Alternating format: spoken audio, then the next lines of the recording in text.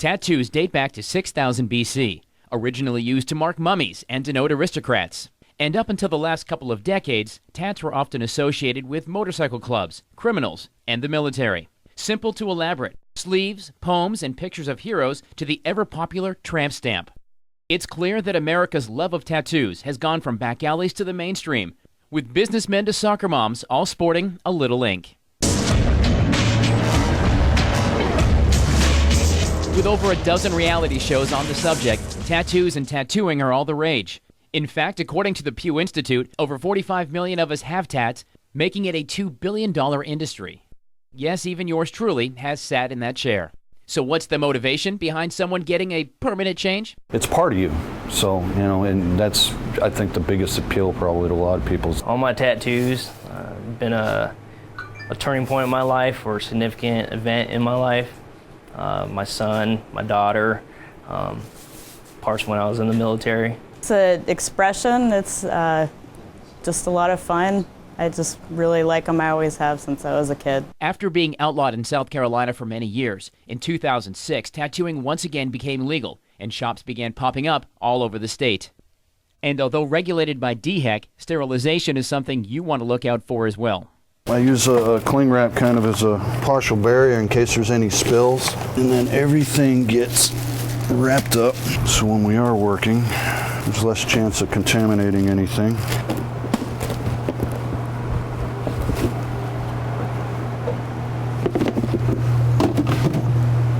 And that's it. It's kind of set up. You also want to make sure that the needles and the assemblies all come sterile, shipped straight from the manufacturer. Oh, and of course, the rubber gloves. And according to Spider, there are some more considerations before you pick out your artist. Proper tools, knowledge, just anyone grabbing a machine and picking it up and going at it. And you see what a 4-year-old can do with a crayon. I see 40-year-olds doing it with tattoo machines. Well, it turns out that tattoos aren't quite the taboo that they used to be. My uncle used to say to me, don't ever get a tattoo you can't cover up in court. I'm not really sure what that means, but the bottom line is you want to make sure you put some thought and time into a message on your body that's going to be with you forever. Tattoos have become mainstream, with 45 million of us from Wall Street to minivans all sporting a little ink. They've spawned a stack of reality shows, and they're big business, with nearly $2 billion spent every year putting tattoos into our bodies.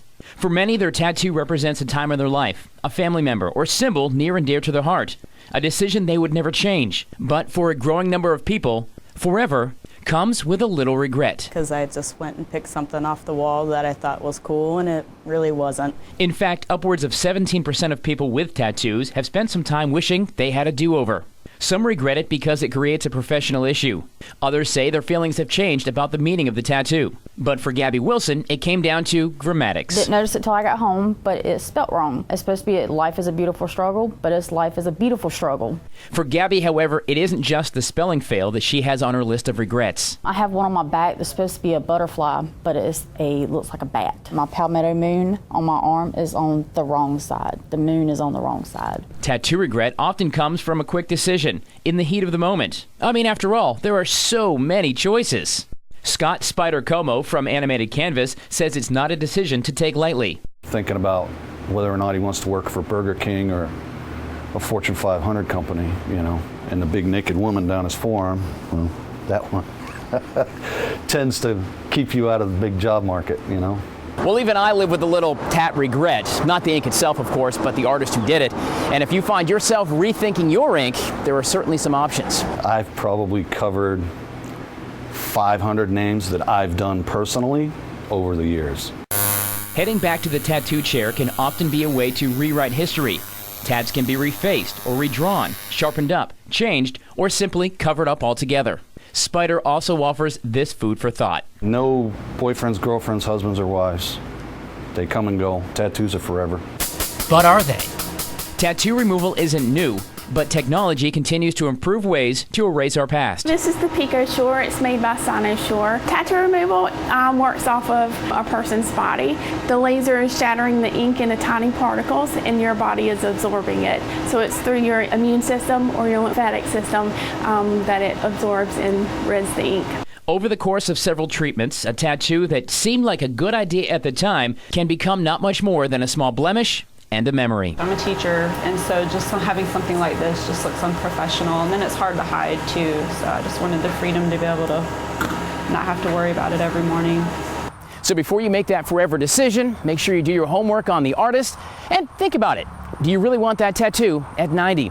If so, enjoy it. After all, a great tattoo can be a beautiful thing. Just ask Gabby Wilson.